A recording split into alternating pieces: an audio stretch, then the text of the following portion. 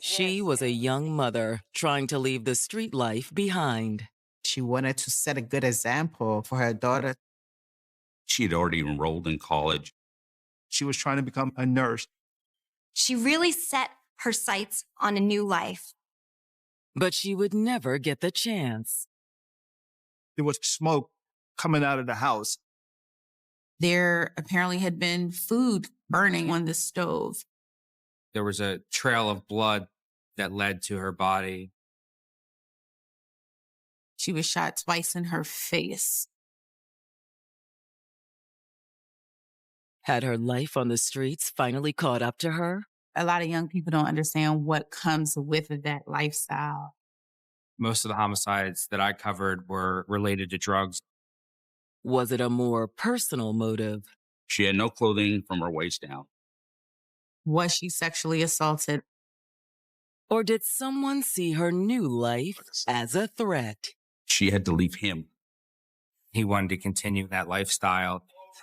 And without her, he was nothing.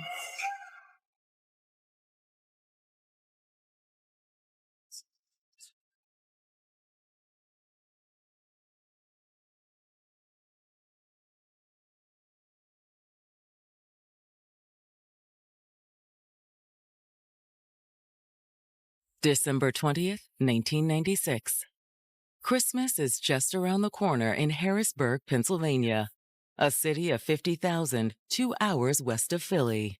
Harrisburg is very interesting in that it is the capital city of the Commonwealth of Pennsylvania. So there are a lot of opportunities here, lots of jobs and state government. But then when you look within certain parts of the city, you do see where there are impoverished people. And in 1996, there are few places in Harrisburg more impoverished than the Allison Hill neighborhood. It's a community that has suffered, and they've been trying to revitalize it for many years. But unfortunately, a lot of criminal activity still happens there. There's a lot of drug abuse. There's a lot of panhandling, poverty. Socioeconomic status is pretty low. There's a lot of homicides in Allison Hill. You go there and neighbors are worried about their neighborhood. And for one Allison Hill resident, this afternoon brings a new worry. It's a little after noon when Iris Belcher's brother notices smoke coming from the home across the street where his sister Iris lives. He was really concerned about his sister. Rushing over, he's met outside by Iris's boyfriend, Tyshawn Love. Where's Iris? She's upstairs. As soon as that happened, he told the brother that something was wrong with Iris. And he took the brother into the house. She's upstairs. It's bad. Come on. He said he came home and found something burning on the stove. There was blood downstairs in the kitchen, and there was blood spatter going upstairs. And when he followed the blood upstairs, he found Iris. She was on the floor, laid down. She was shot twice in her face.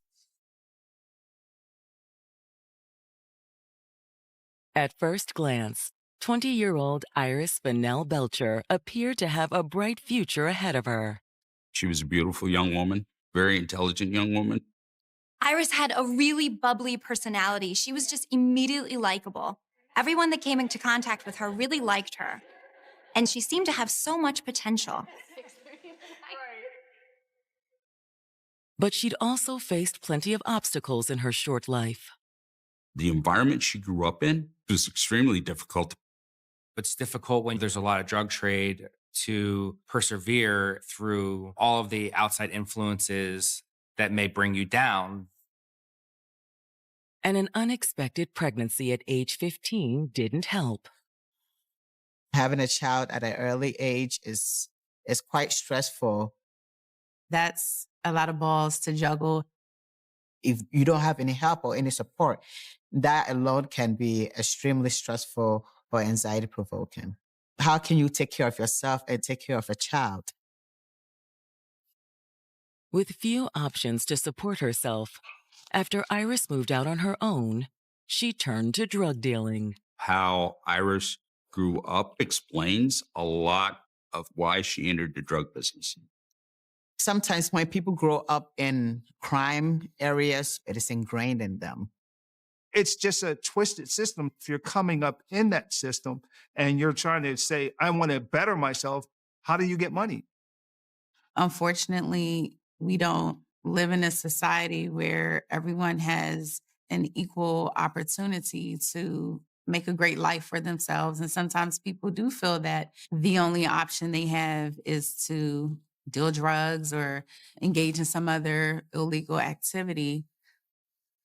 That's what she knew and she was comfortable around it. She was also good at it.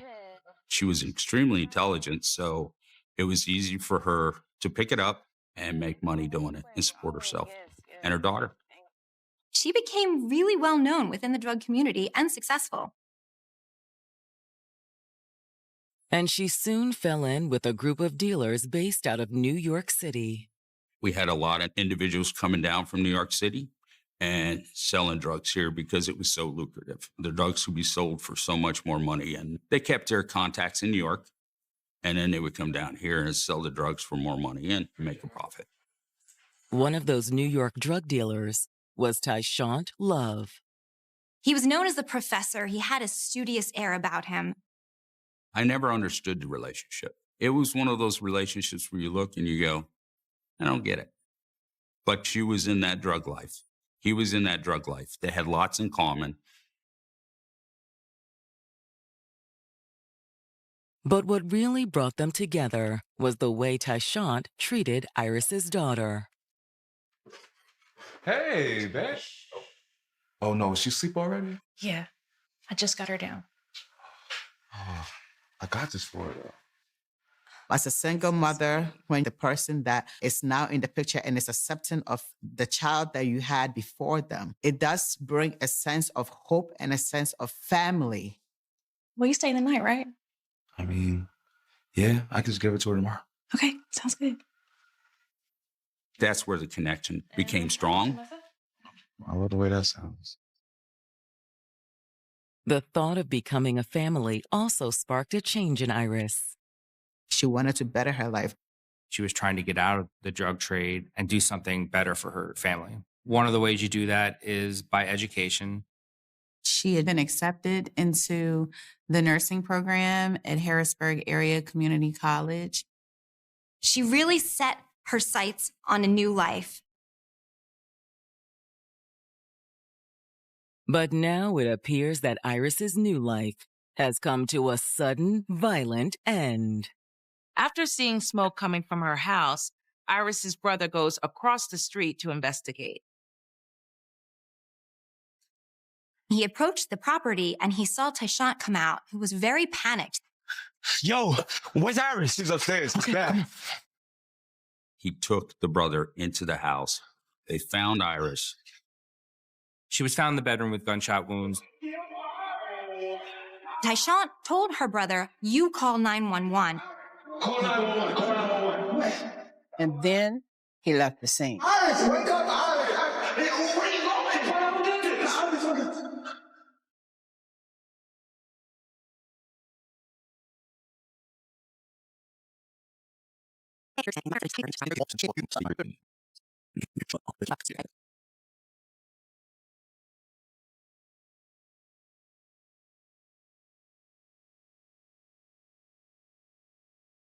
After years of dealing drugs to make ends meet, single mother Iris Fennell Belcher was turning her life around. She wanted more for her life and for her daughter. She decided she wanted out of the game, and she applied and got accepted to nursing school. But now it's Iris who's in desperate need of medical attention. Her boyfriend Tyshant and her brother have just found Iris on her bedroom floor. She was found in the bedroom with gunshot wounds. And then, after telling Iris's brother to call 911, Tyshant had run out the door. I'll be back. I'll be right back. Tyshant said something along the lines of, "I know what happened, and I'm going to go take care of it." Within minutes, sirens converge on the neighborhood. It's chaotic. There's a lot of police that show up. They enter the house with guns drawn. Hurry! She's right here! The first thing the officer has to do in a situation like this is actually clear the house. But all they find is Iris's body on the bedroom floor. She had two very close contact wounds, one going to the front of her mouth and one that went through her cheeks. Come on. And given her past, the victim is well known to the police. DOA on the scene, 20-year-old female, Iris Belcher, sent major crimes to the location. I knew her, and I actually kind of liked her. In this profession, you learn to hate the crime and not the person. The detectives work quickly to try and determine what happened. When we do an investigation for a homicide, we start at the body. And the way she was killed, 2 close-range shots to the face. It seems significant. That gives a very personal feeling to it, perhaps indicating that the killer was someone that she knew. Although, given the world she moved in, that doesn't rule out a drug-related murder. Maybe it was a rival dealer or an associate that double-crossed her. You don't see too many random killings. It's usually drug deal gone bad or, some kind of criminal activity. Tensions can certainly flare up as a result of that. However, there are also signs that suggest a different motive. Her legs were spread and her genitalia was exposed. The concern was that there was a sexual assault that took place. There were signs of a struggle. There was some furniture knocked over. Let's check downstairs. While the killer's motive is unclear, it's easy to see how the deadly attack progressed. Whatever was going on started in the kitchen. There was burnt food, which means that an attack possibly happened in the middle of getting ready for a meal. Then, based on the blood trail, it appears Iris's attacker dragged her upstairs. The detectives find a clump of hair on the stairs. They thought perhaps there was an altercation that happened on the stairs. And perhaps most tragic of all, there's a Christmas tree in the living room with gifts underneath. I'm sure she wanted to spend Christmas with her family, and to have her life tragically cut short 5 days before Christmas was gut-wrenching. Here they are now. Just as gut-wrenching as the task of telling Iris's brother that his sister is dead. He is devastated by this loss. And like the police, he suspects that her death could be drug-related. I kept telling her she's going to get herself killed. Iris's family really pleaded with her to leave the drug dealing. They were concerned for her safety. And the message had finally gotten through. Iris was trying to better her life by enrolling in nursing school. I really thought she was going to make it out. Whenever you have somebody who's a drug dealer and they decide to get out, you root for them. It's like the underdog, and you want them to succeed. Instead, it looked as if Iris's turnaround had been too little, too late. So you came over and found her? No, it was Tyson, her boyfriend. Speaking with Iris's brother, the police learned that Tyshawn was at the scene, but he left shortly thereafter. Did he say why? He just said he wanted to get whoever did this. So he knew who it was? That's what he said. The family knew she and Tyshawn were both involved in drugs, and that possibly this could have something to do with that. However, it's not the only possibility they have to consider. A lot of acts of violence originate from some sort of domestic altercation between romantic partners. And since Tyshawn was allegedly the person, are going to have to rule him out. The detectives make finding Tyshawn their first priority. Yeah. Dispatch. I need a bolo on Tyson Love. They issued a bolo, and he was found pretty quickly. Tyshawn Love was brought to the police department to be interviewed. When questioned by the detectives, Tyshawn says that Iris had been home alone the night before her murder. Where were you? I went out. Tyshawn tells detectives that he went to a bar. Her mom. And Iris's daughter was spending the night at her mother's house. She had been spending a lot of time with her mom because of Iris's lifestyle. Her mom? She didn't really like what we've been doing. Selling drugs. After the bar, Tyshawn said he'd gone to a friend's place. He said he crashed there for a few hours. You went back to the house? Mm-hmm.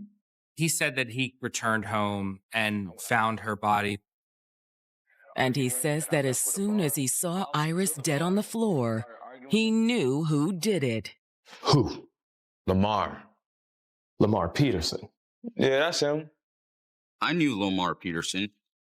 He loomed large in the drug community. And it's not hard for the detective to believe that he's their killer. He has a very troubled past, a lot of sexual assault.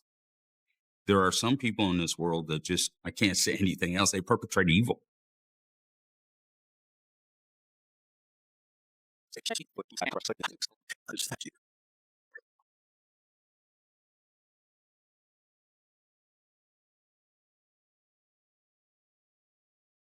Tyshawn Love has just told detectives investigating the murder of his girlfriend, Iris Fennell Belcher, that he knows who did it.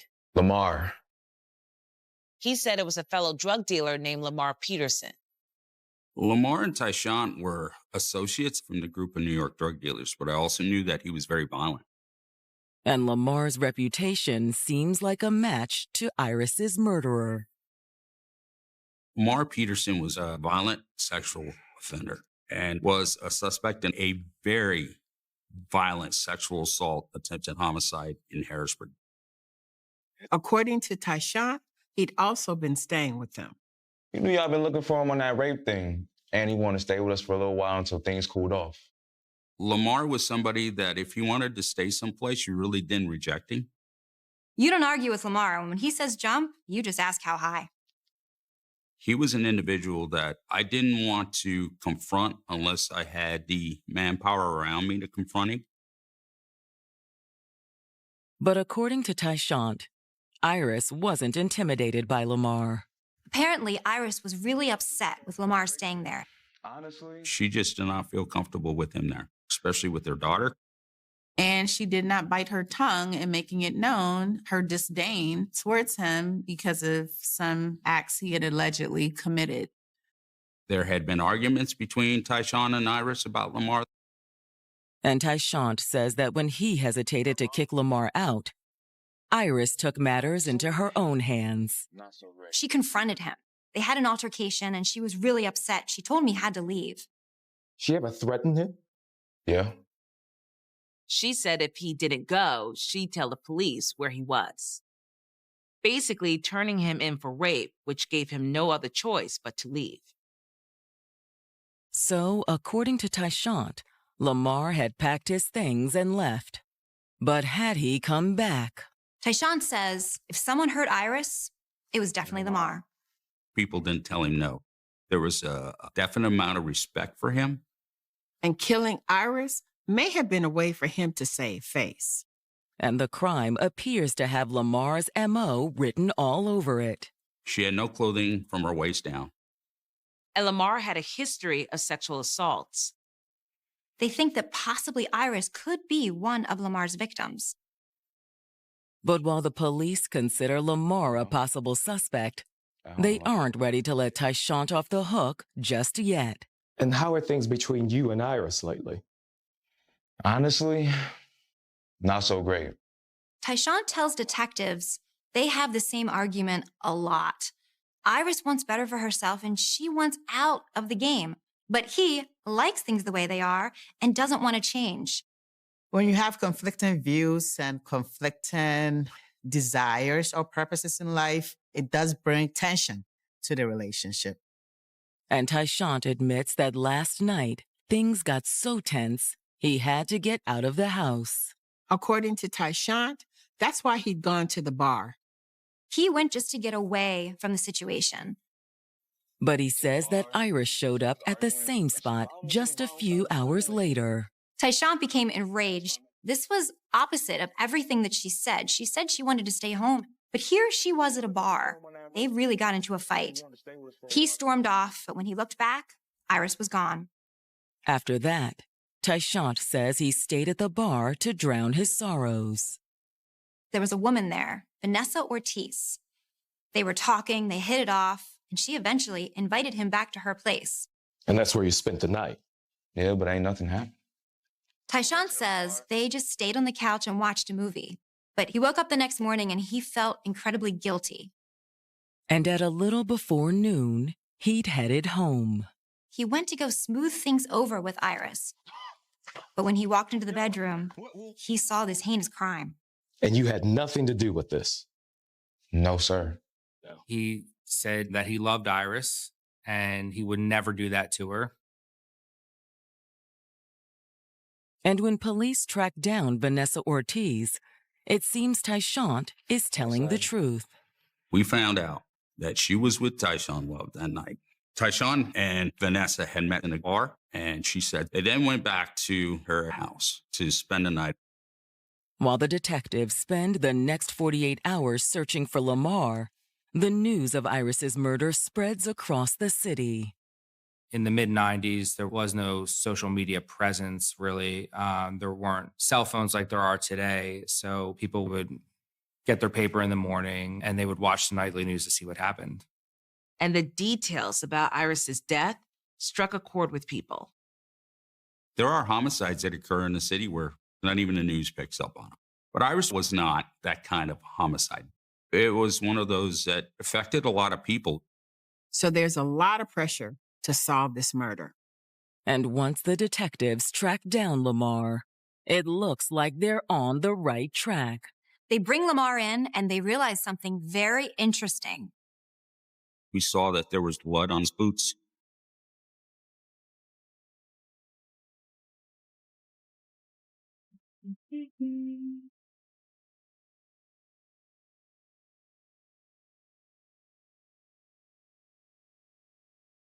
Detectives investigating Iris Belcher's murder have brought notorious drug dealer Lamar Peterson in for questioning.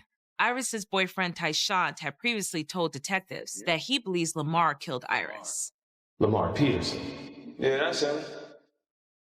And as soon as the detectives sit down with Lamar, they suspect Tyshawn may be right. On his shoes, there's a splatter of blood. Also, he has a history of sexual assault, and Iris was found in a compromised manner that looks like it could be sexual assault. You start to put two and two together and say, okay, is this going to come out to four? When the detectives ask Lamar about Iris's murder, he denies any involvement. Lamar says despite his troubled past, it was not him, and he had nothing to do with her murder. She didn't threaten to turn you in? Man, she always saying stuff like that. Detectives try to press him further, but Lamar remains silent. He refuses to give them any more information. But they may not need him to. We noticed blood on your boot. Any idea how that got there?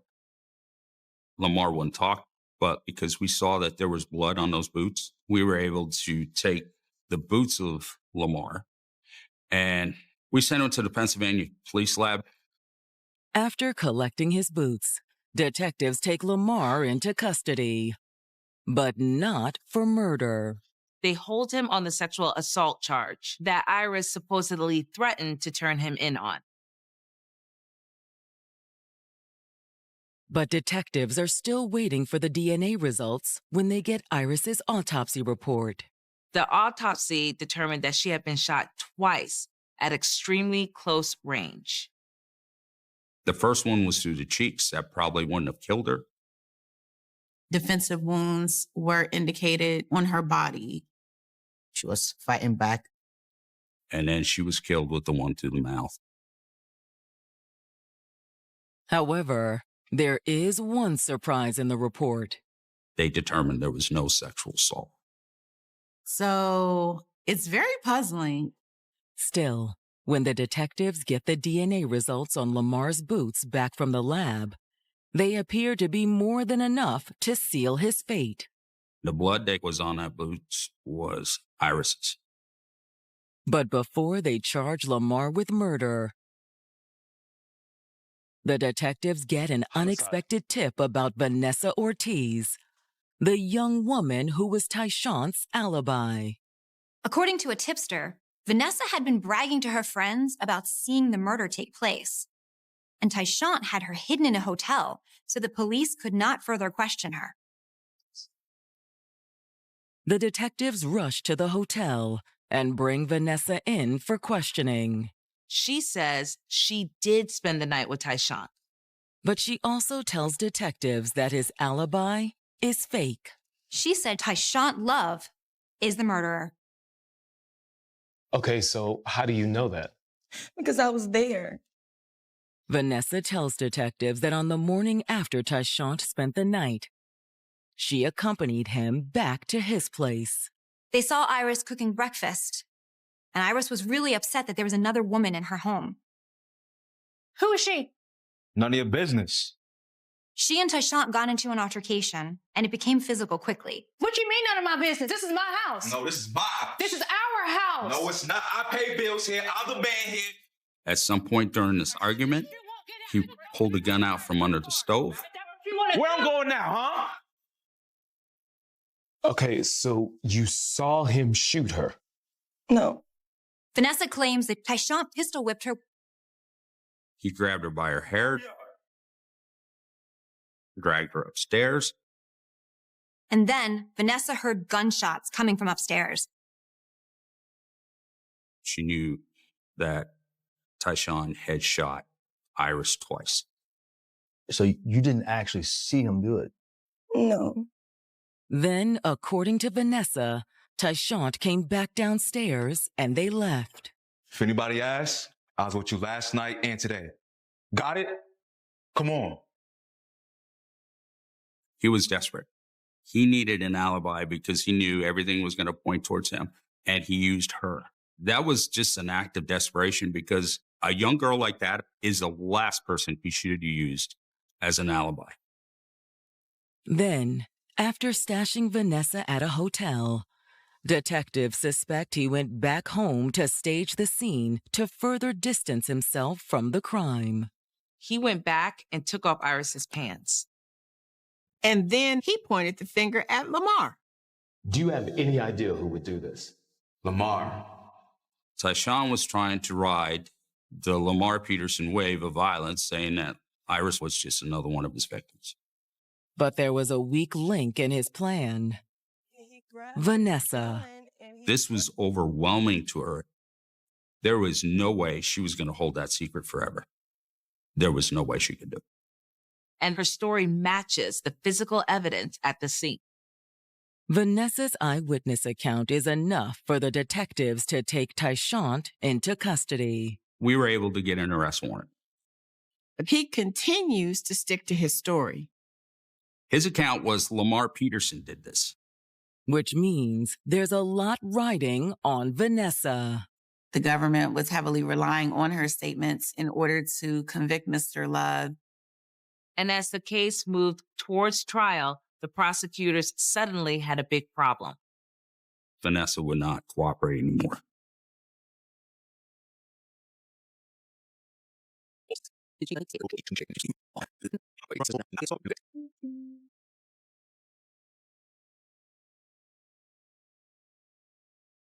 As prosecutors prepare to put Iris Belcher's boyfriend, Tyshawn Love, on trial for murder, the case collapses when their star witness, Vanessa Ortiz, suddenly stops cooperating. She got subpoenaed to the courtroom multiple times, and she was not showing up. She had seen what happened to Iris, and she was terrified that it was going to happen to her, and she didn't want to talk. And without her testimony, the prosecution has no case. When it went to the prelim, the charges were dropped because Vanessa wouldn't testify. He becomes free again until such time that the government decides to refile the charges. This news hits Iris's mother particularly hard. She believed that it was Tyshawn who murdered her daughter, and it had to be gut-wrenching for her. It is just the worst thing ever. I mean, it's just, I can only imagine what she was going through. When families are not able to have justice, it leaves them in a lot of emotionally distress. But even though they've dropped the charges, Tyshawn is never entirely off the detective's radar. When it comes to the crime of murder, there is no statute of limitations in Pennsylvania. And so those charges can always be refiled at a date in the future. Over time, is it that easy? No, it's not that easy. It was assigned to other detectives. They weren't able to make headway. But you still don't ever give up, especially if you believe that this case can eventually lead to something. Eventually, the case ends up on the desk of Detective Donald Hefner. I was working several homicides at the time. A couple of them were cold cases, but I felt that this was a case that could be solved. And I decided to put my efforts into it. Sometimes you need another set of eyes to look at something from another point of view. Even if that means starting over from the beginning. I spoke to everybody I could. I mean, in these kind of cases, that's what you do. You kind of flip over every rock you can find to see what's underneath. And a lot of it is nothing, but sometimes it's something.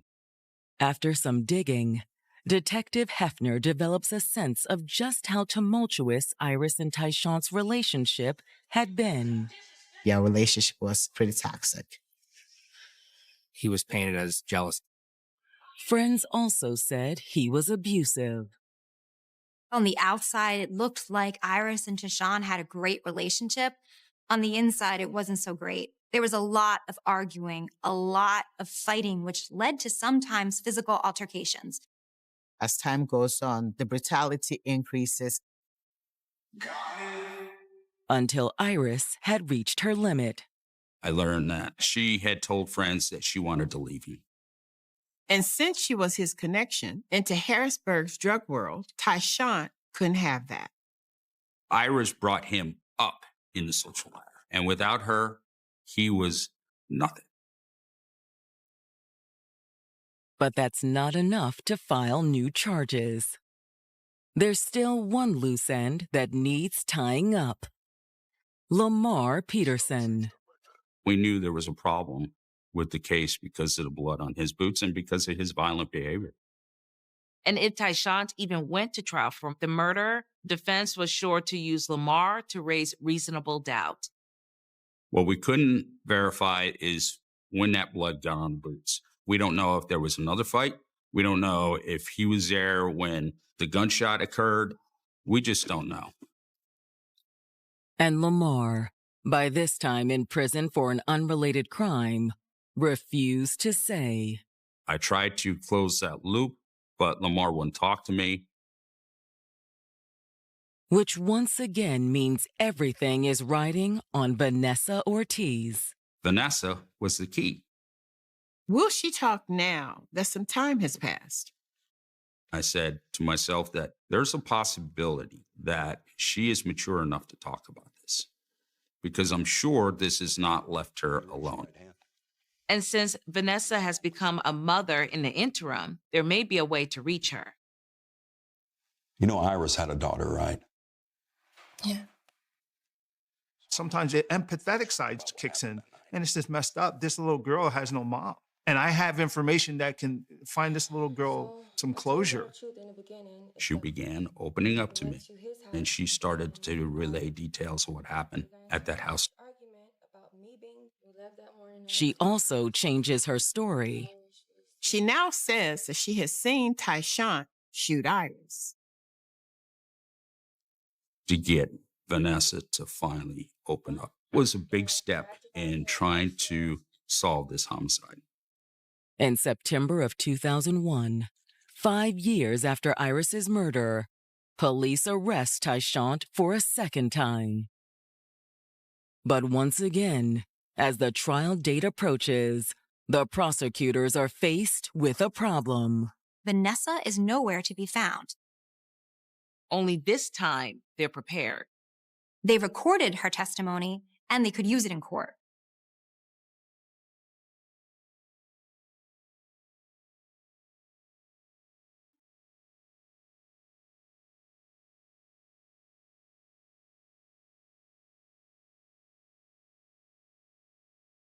Shortly before Tyshant Love is scheduled to finally stand trial for the murder of Iris Fennell Belcher, the prosecution's star witness disappears a second time. When Vanessa refused to cooperate, the first time that Tyshant was supposed to stand trial, the prosecutors had been forced to drop the charges. Without her testimony, there was no way to bound the case over to trial. So the case had to be dismissed. But this time, the detectives and prosecutors are ready. They have recorded her sworn statement. And since it was all under oath, the prosecutors are able to use it in court when Tyshant finally stands trial in September of 2005. Homicide happened in 1996, so it took 9 years for prosecutors to feel like they had enough evidence to take it to trial. In their open, the prosecutors portray Tyshant as a vengeful boyfriend who refused to accept the end of a relationship. Iris was getting ready to leave him. She was enrolled in school. She was trying to turn over a new leaf, and she was trying to leave the drug life behind. She was also trying to leave her abusive boyfriend behind. When people who have experienced domestic violence are trying to get out, those are the most dangerous times. And when Tyshant brought Vanessa to the home on the morning of the murder and an argument ensued, Tyshant's anger boiled over into rage.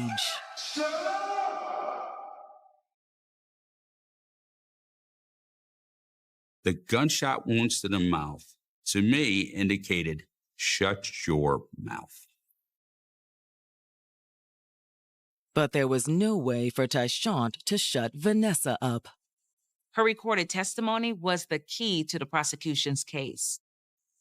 They had fun the night before. You come home with a person and you witness a murder. I can't imagine that depth of trauma that could have been for her. Still, as powerful as Vanessa's recorded statement is, the defense also has some cards to play. There's always going to be that thought that Lamar Peterson played a part in this homicide. The fact that there were traces of Ms. Belcher's blood on Mr. Peterson's shoe signals to the jury, hey, there could be someone else who committed this crime. And the prosecution never came up with a compelling explanation for how Iris's blood ended up on Lamar's boot. I honestly think that Lamar Peterson was a witness to the violence. And because he was such a violent man, he just didn't care. So he saw what happened, and he was fine with it. But will questions about Lamar be enough for Tyshant's acquittal? When a verdict is read, the jury finds him guilty of third-degree murder. In Pennsylvania, first-degree murder requires an intentional killing. There has to be premeditation. A second-degree murder, there is an underlying felony. And then third-degree murder, it's pretty much a killing with malice.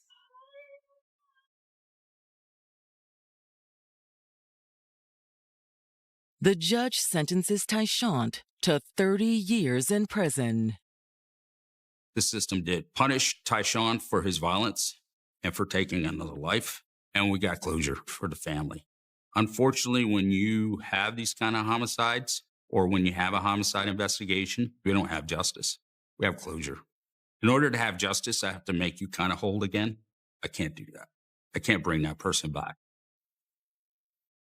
However, Iris's memory lives on in her daughter, now an adult with a family of her own. To live with every day knowing that your mother was taken from you before you even had a chance to get to know her, I can only imagine what impact that's had on her. You can adapt to it. You can learn to live with it. You can't forget it. Despite that, Iris's daughter has created a rich life for herself. She also realized her mom's dream and she became a nurse. And in that way, Iris's legacy lives on. I remember her family talking about her as somebody who had a lot of dreams and aspirations. She had planned to better her life for herself and her child, and she was well on her way to that when her life was tragically cut short. Abuse is never okay. If you or someone you love is in an abusive relationship, there is help available. Call the Domestic Violence Hotline at 1-800-799-SAFE.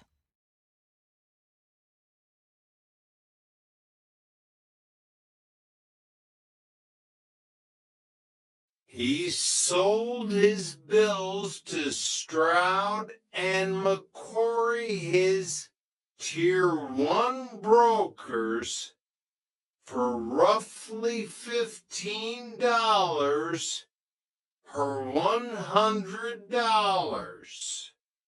It was a pure profit margin. McCory and Stroud, in turn, would sell the money to Tier 2 distributors, often local gang leaders or street-level hustlers, for $25 or $30. By the time the bill reached the passer, the person actually walking into the store was being bought for $50. The system was a perfect pyramid of greed. If a street-level passer got caught at a Target, they only knew the low-level dealer who sold them the cash. That dealer only knew the broker. No one knew Albert. No one knew the address of the townhouse in Lawndale. Albert even hired gang members to handle the final stage, knowing that their code of silence and fear of reprisals were better than any non-disclosure agreement. One bill at a time, Albert instructed his brokers with the sternness of a CEO. Don't get greedy. Buy a pack of batteries, a t-shirt, a bottle of water. Get the change in clean currency. That change is our profit. You're not buying products, you're buying clean cash. The money began to flow into the Los Angeles basin like a digital virus. At first, it was a trickle of few thousand a month. But as Albert refined his each to process and added more printers to his arsenal, the volume exploded.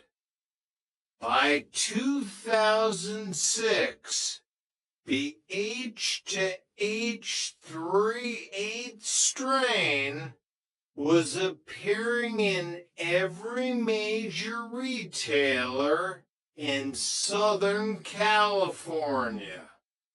Albert was printing money faster than the government.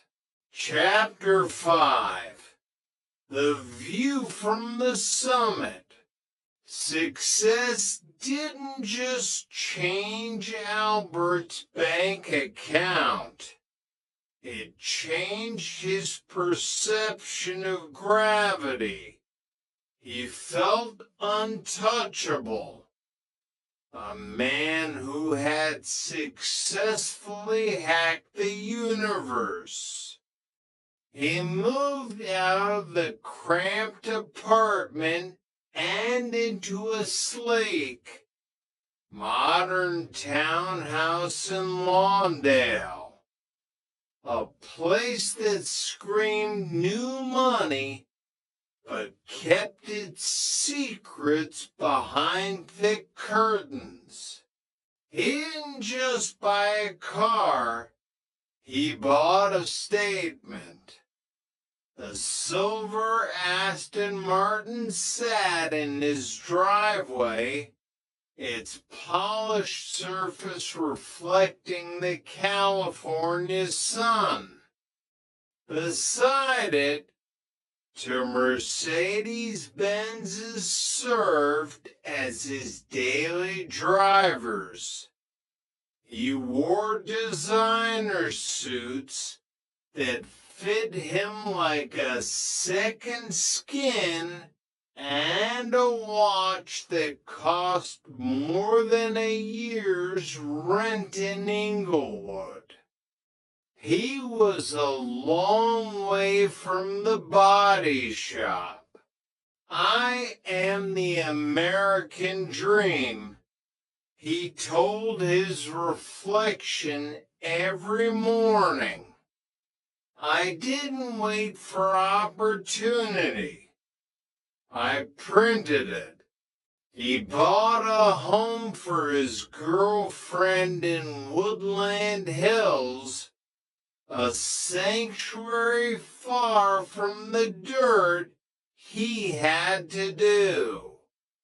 He obsessed over technology, filling his home with 7 massive flat-screen TVs, one in every room, including the bathroom.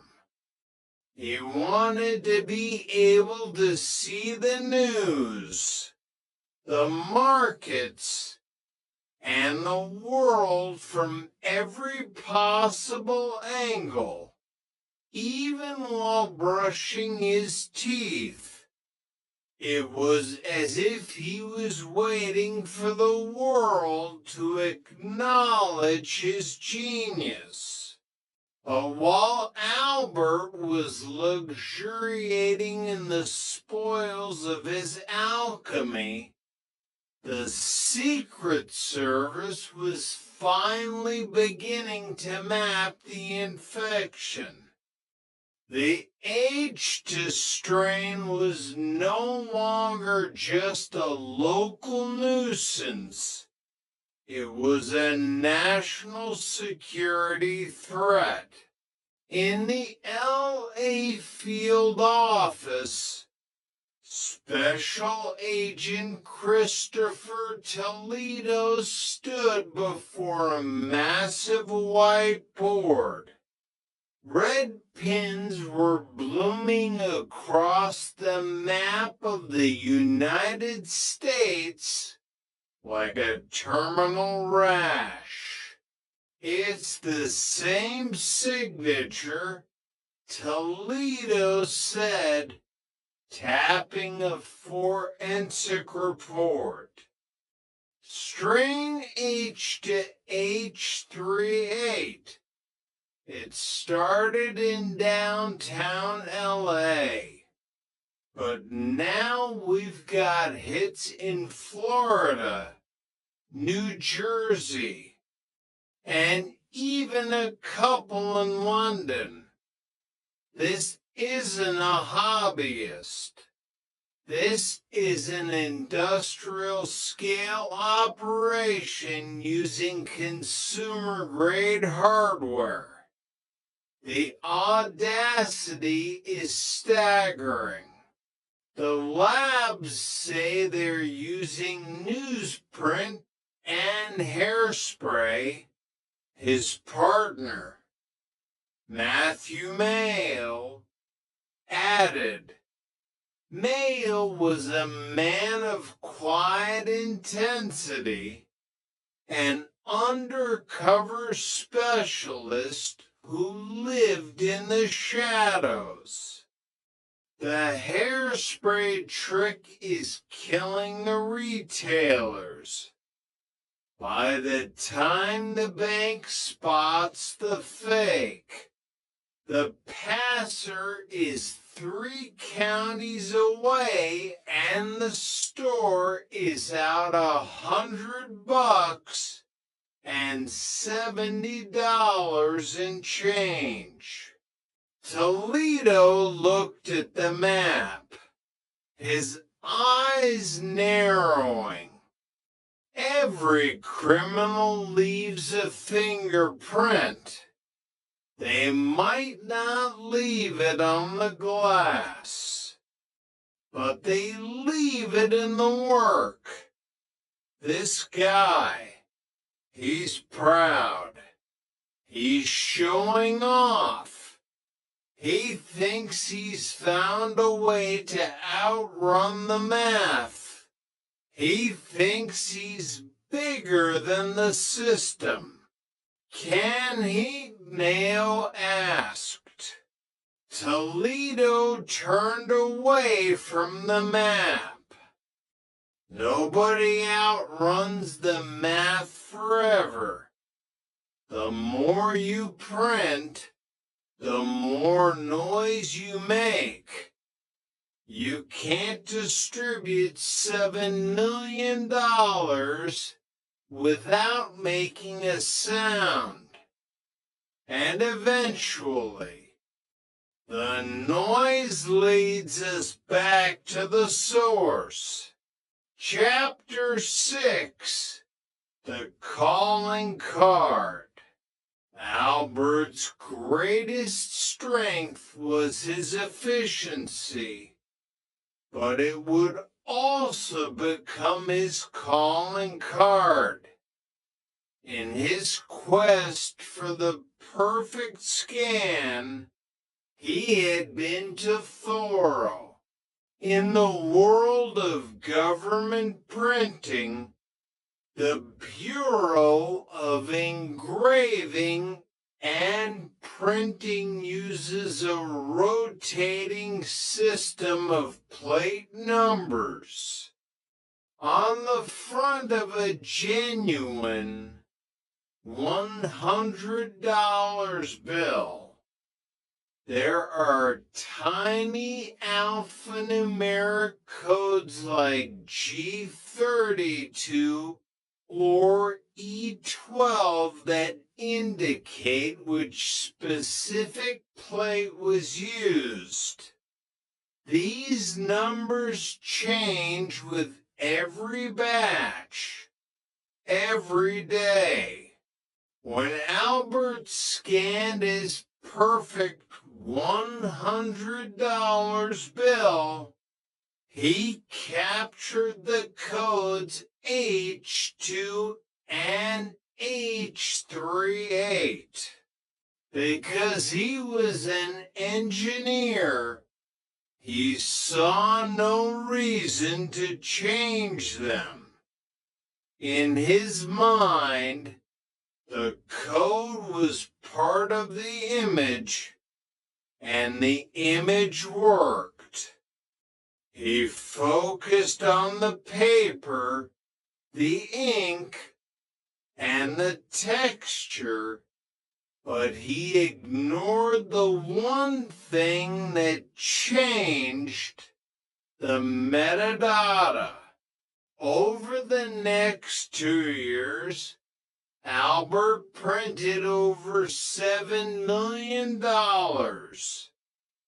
And Every single one of those bills, millions of them distributed across the globe, carry the exact same plate numbers, H2 and H38.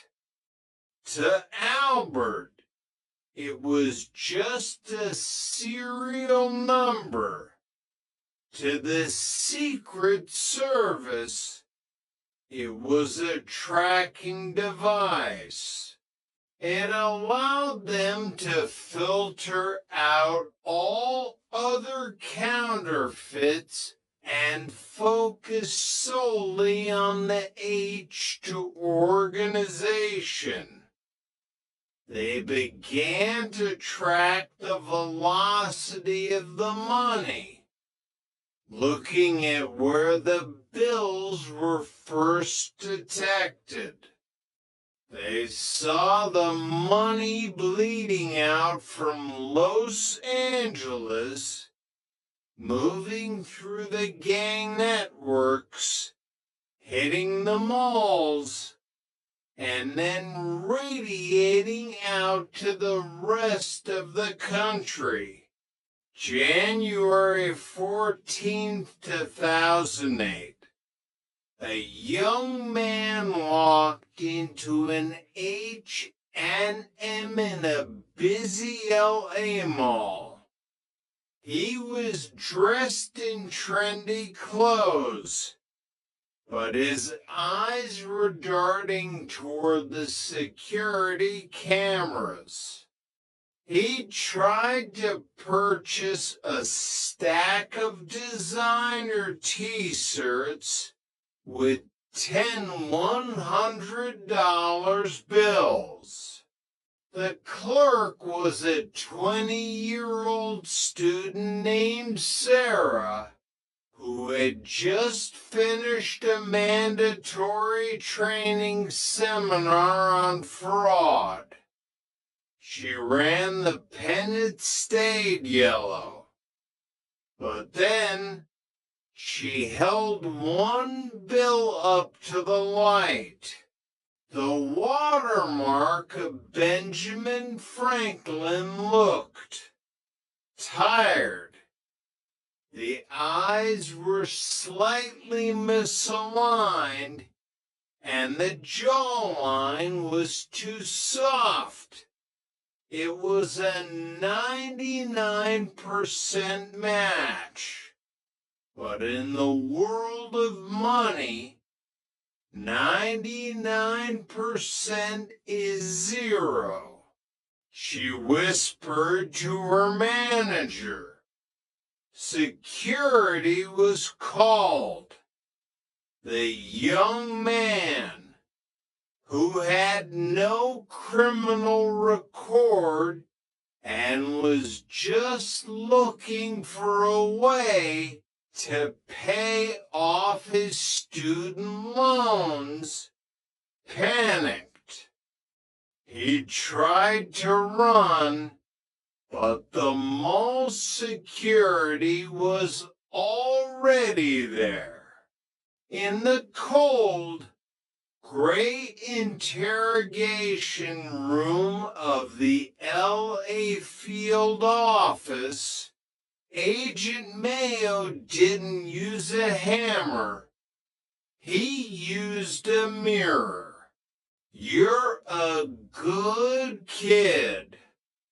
Son, you've got a life ahead of you. You want to be a doctor? An architect? Do you really want to spend the next decade in a federal penitentiary for a guy who doesn't even know your name? A guy who's using you as a human shield. The kid cracked in 20 minutes. He didn't know Albert, but he knew the tier-to guy who had sold him the stack for $500. The Secret Service had their first thread, and they began to pull with everything they had. Chapter 7, The Popeyes Trap. The investigation moved with the slow, grinding inevitability of a glacier. They flipped the tier to dealer, who led them to Troy Stroud. Stroud was a formidable target. He was a professional, a man who lived in a $1 million home and drove a white Range Rover with the confidence of ACO. He was the bridge between Albert's hidden laboratory and the chaotic reality of the street. He was careful, never carrying more than a few notes at a time, and always meeting in public places. The agents set up a sneak and peek warrant, a controversial tactic that allowed them to enter Stroud's home while he was out, search for evidence, and leave without him ever knowing they were there. Mayo and a team of specialists picked the lock of Stroud's back door at 2:00 a.m. They moved like shadows, using flashlights with red filters to avoid detection from the street. They found luxury goods, stacks of genuine cash, but no printers, no ink, no newsprint. He's not the source, Mayo whispered into his comms. He's just the warehouse. He's the sales rep. The agents shifted their focus to surveillance. They followed Stroud for weeks, mapping his every move, his every meeting, and his every meal. They noticed he visited a specific townhouse in Lawndale almost daily. One afternoon, Mayo was tailing Stroud's Range Rover when it pulled into a Popeyes chicken drive-thru. It was a mundane moment, but Mayo saw an opportunity. Stroud was alone, relaxed, and about to use his own product to buy lunch. This is it, Mayo thought. The arrogance of the successful is their greatest flaw.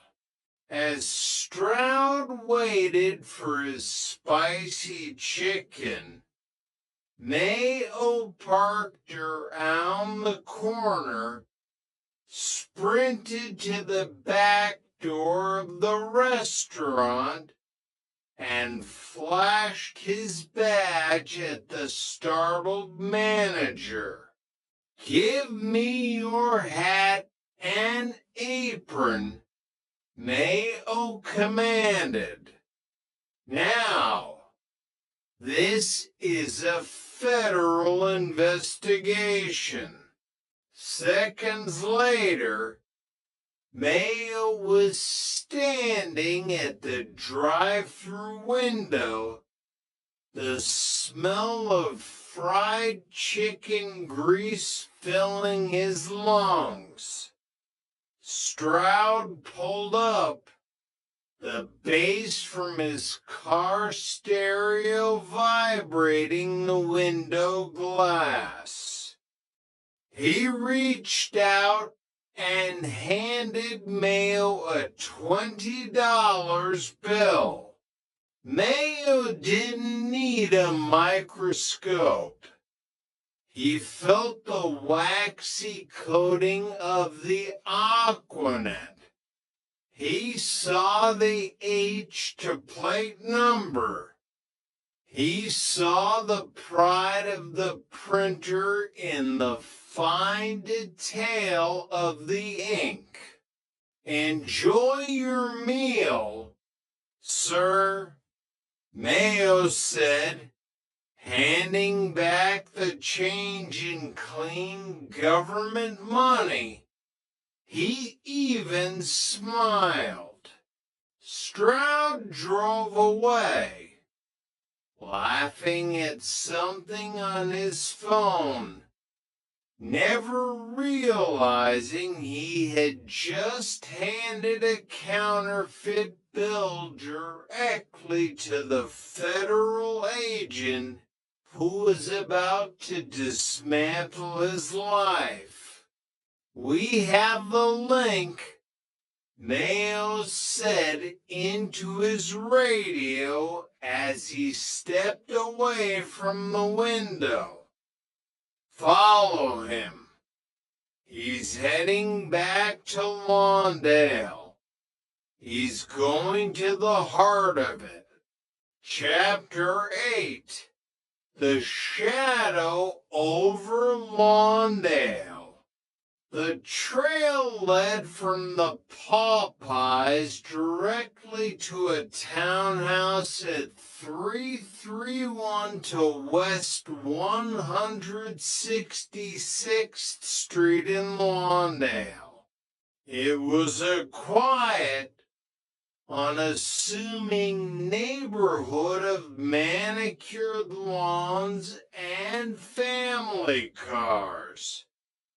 But the Secret Service knew that behind the beige stucco walls of Albert's home, a factory was running 24/7s. They could hear the hum of the air conditioning units working overtime to cool the rows of printers inside. "We need the kill shot evidence," Toledo insisted. "We can't just bust him for possession. We need to prove manufacture." They began a series of high-risk trash pulls. Every Tuesday morning, long before the sun rose over the Pacific, agents dressed as sanitation workers would swap Albert's trash bags for identical ones filled with decoy garbage. In a secure room at the field office, the garbage was treated like a sacred text. They found what they were looking for: tiny slivers of newsprint with the distinctive green ink of a $100 Bill's Corner mistakes that hadn't been burned. Hundreds of empty ink cartridges drained of their cyan and magenta blood. A prescription bottle for Albert Talton, providing the definitive link to the resident. But the most damning piece of evidence was a simple, crumpled receipt from a Staples office supply store. "Look at this," Toledo said, holding the thermal paper with a pair of tweezers. He used a Staples Rewards card. He's been racking up points on every gallon of ink he buys. He's literally earning rewards for his crimes. Mayo stared at the receipt in disbelief. The man is printing millions of dollars, and he's worried about getting a $10 voucher for his next pack of pens. The greed is pathological. He can't help himself. They went to Staples and served a subpoena. The records were a roadmap of the conspiracy.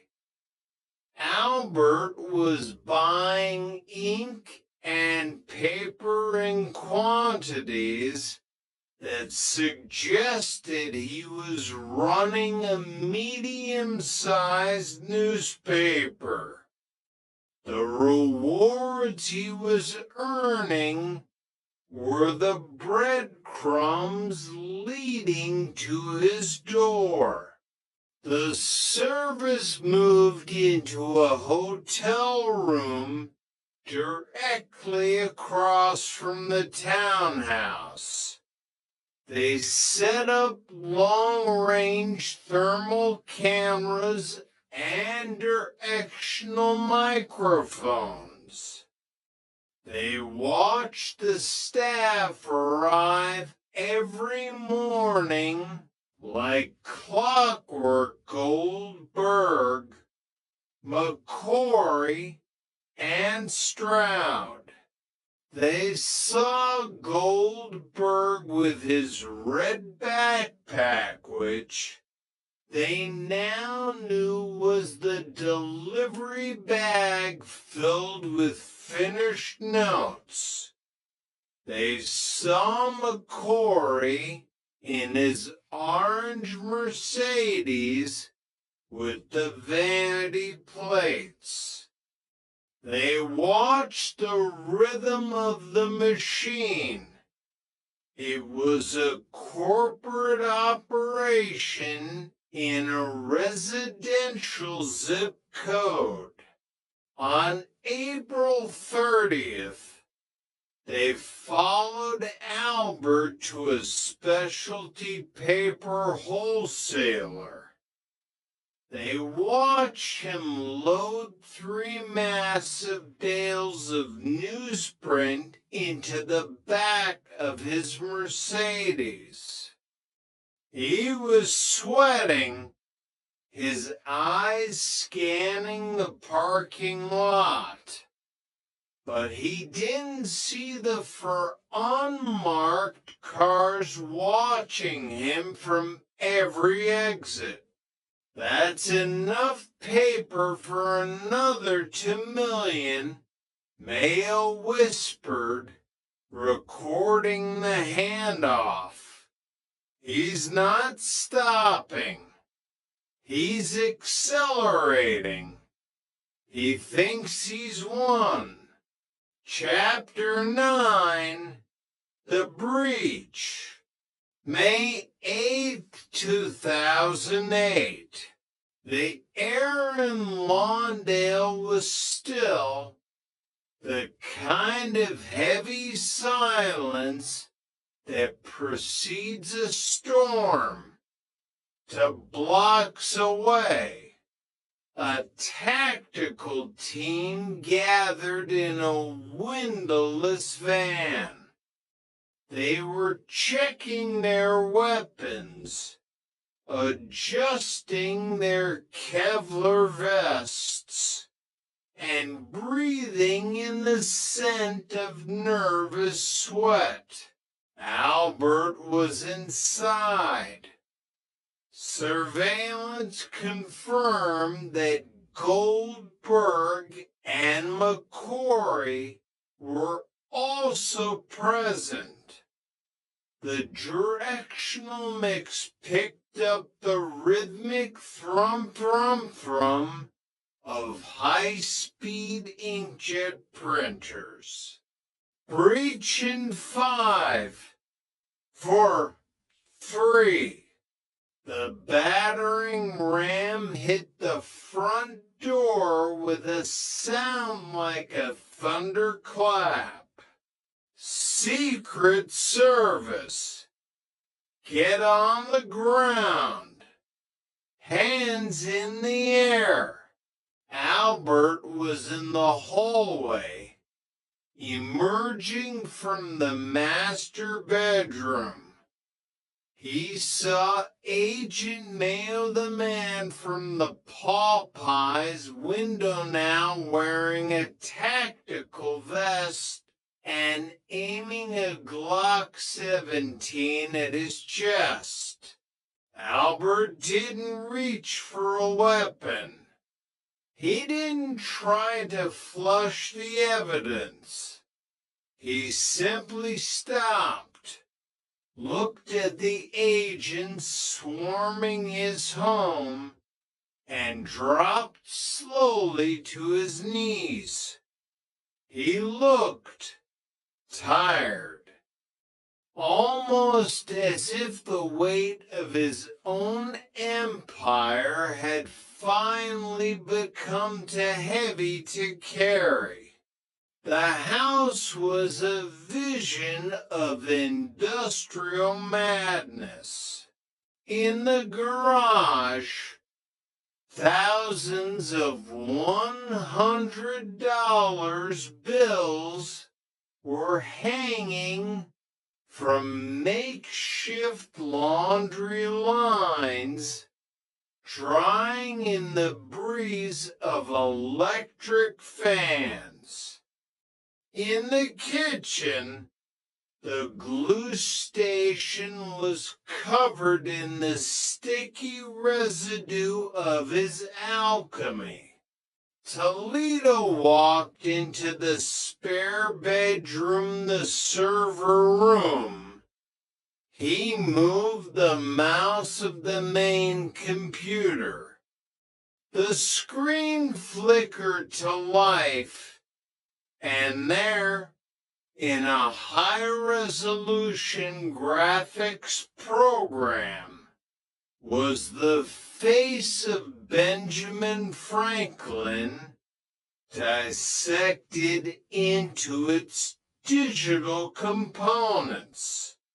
Caught him in the act, Toledo said, a grim satisfaction in his voice. He didn't even have time to hit delete. They recovered $162,000 in finished notes and $1.4 million in partials. It was the largest digital counterfeiting seizure in the history of the United States. The ghost had been captured. Chapter 10, The Proud Confession. In the interrogation room, Albert Talden didn't act like a defeated man. He sat upright, his eyes bright with the spark of an engineer who had finally found an audience that truly understood his work. I have to know, Agent Toledo said, leaning across the table, the hairspray trick. Why Aquanet? Why not a professional fixative? Albert smiled a genuine, warm smile. Professional fixatives are too thick. They change the snap of the paper. Aquanet has a specific polymer chain that is almost identical to the finish on a new Treasury note. It's not about the brand. It's about the chemistry.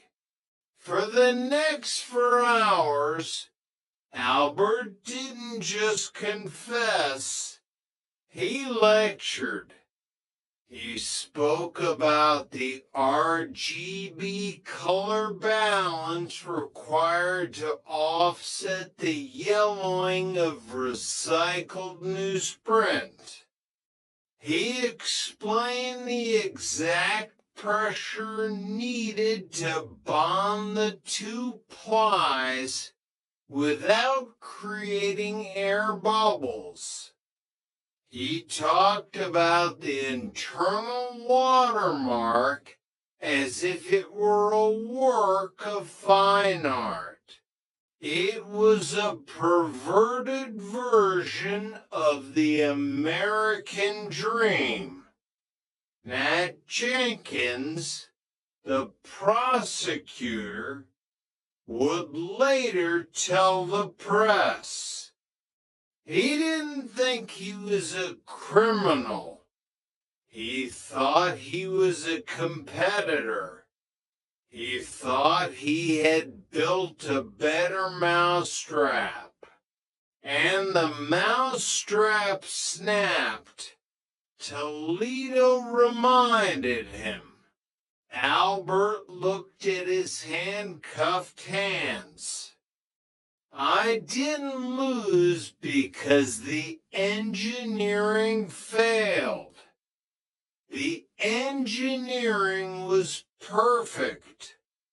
I lost because the world is too small for that much success. You can't be a king in a room this crowded. Chapter 11, The Hammer of Justice. The trial of Albert Talden was less of a defense and more of a technical post-mortem. Federal prosecutors laid out the evidence with surgical precision. They didn't just have the money, they had the trail of rewards points, the Popeyes receipt, and the testimony of the men who had once called him a genius. David Goldberg was the first to fold. In the witness stand, he didn't look like a master criminal. He looked like a man who had been swept up in a current he couldn't swim against. I was just there to play chess. Goldberg told the court, his voice barely a whisper. But then I saw the money in the oven. He offered me a job. And, well, it was the easiest money I'd ever seen. The judge looked at Albert. There was no remorse in Teldon's eyes, only a quiet, analytical distance.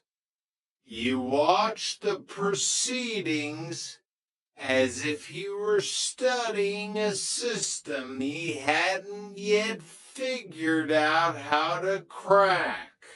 The sentencing was a cold reality check. 9 years in federal prison. You are a man of considerable intellect, Mr. Talton. The judge said, the words echoing in the wood-paneled courtroom, that you chose to use your gifts to attack the very foundation of our economy is an affront to every citizen who works an honest job. You didn't just print paper, you printed lies. As Albert was led out of the courtroom, he saw Allison Sewell in the back row. She was crying, her face buried in her hands. He didn't look away. He didn't offer a sign of comfort. He was already calculating the days, the hours, and the logistics of a new environment. The empire was dismantled in a matter of weeks.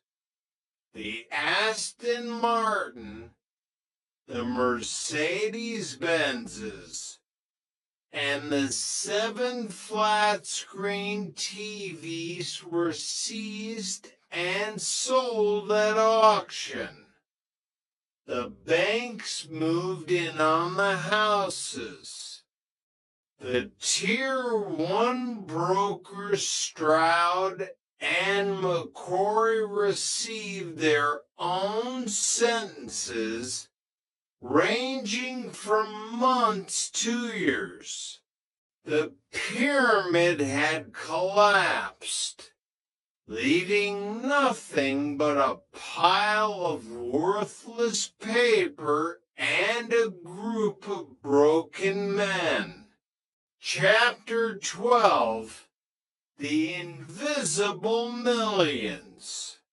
The hardest hit were the giants of retail. Target, Macy's, and Walmart reported millions in losses. The H to H38 notes had seeped into their systems like a toxin, undetected by pens, scanners, and human eyes.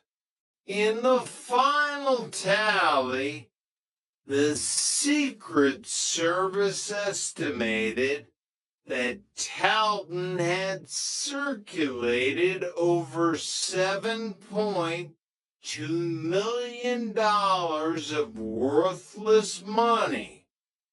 His bills had reached all 50 states and 9 foreign countries. He changed the game. Kelly Harris said, standing once again in the specimen vault, she was looking at a map of the world dotted with H to detections. He showed that you don't need a state-sponsored lab to create a global threat. All you need is a consumer-grade printer and enough arrogance to try. But for every bill the Secret Service recovered, thousands remained in the wild. They were hidden in shoeboxes, tucked into wallets, and circulating through the hands of people who had no idea they were holding a digital ghost. The money is still out there, Toledo said, staring out of his office window at the LA skyline. And every time someone spends one of those hundreds, Albert Talton is still winning a little bit. Chapter 13, The Fallout of the Feds. While Albert was settling into the rhythmic monotony of his sentence at the Taft Correctional Institution, the ripples of his work continued to destabilize lives he had never met. He had created a ghost economy, and now the innocent were paying the price.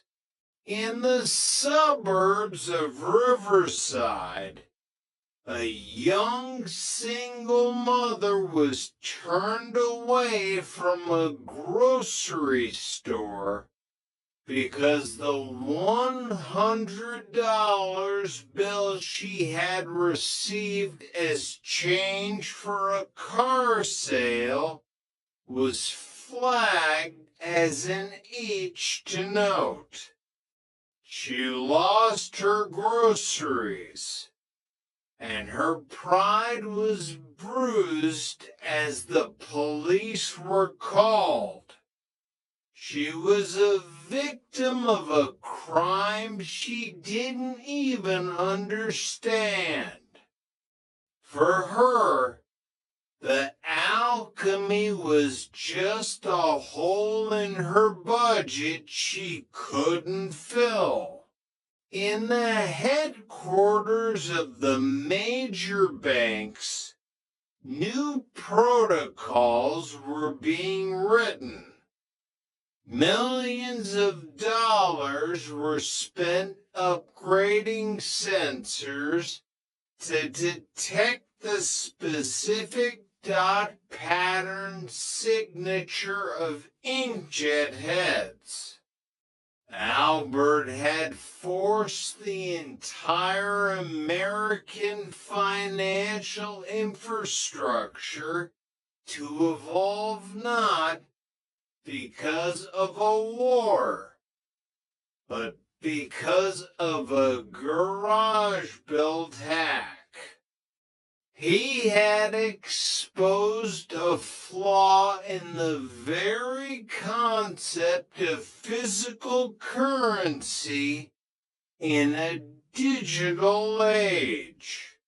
Meanwhile, Paul McCrory and Troy Stroud found themselves in a different kind of hell.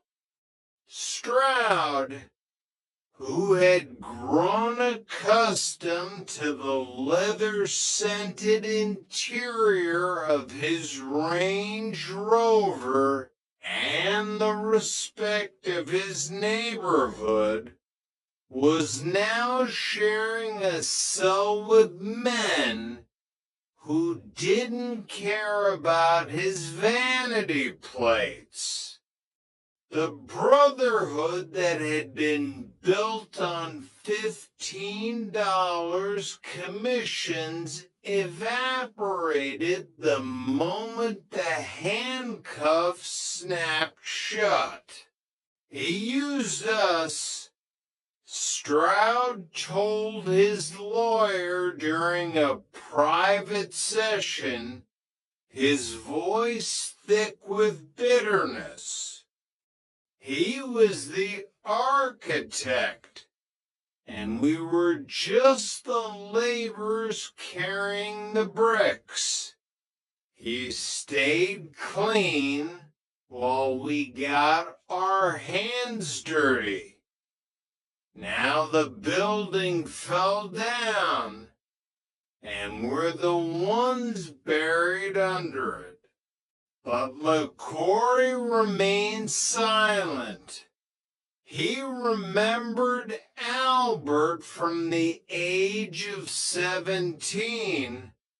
He remembered the boy who could fix any radio and the man who thought he could fix the world. To LaCory, Albert wasn't just a counterfeiter. He was a force of nature that had finally run out of wind. He didn't blame Albert.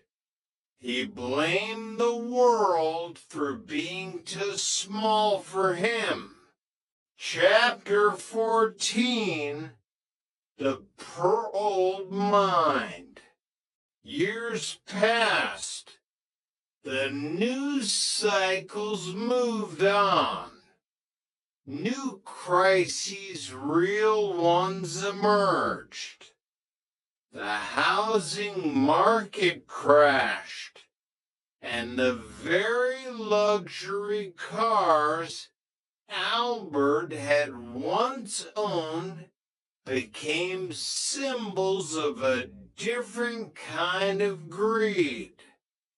The name Albert Talton faded from the headlines, replaced by billionaires who had crashed the world economy through legal alchemy.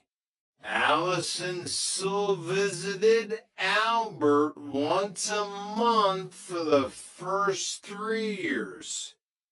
She watched him age, the sharpness of his eyes softening into something more reflective, more patient. But she also saw the gears still turning.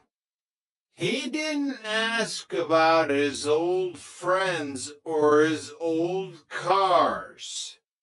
He would ask her about the newest iPhone, the resolution of the screens, the speed of the networks, and the rise of cloud computing. You're still looking for the glitch, aren't you, Al?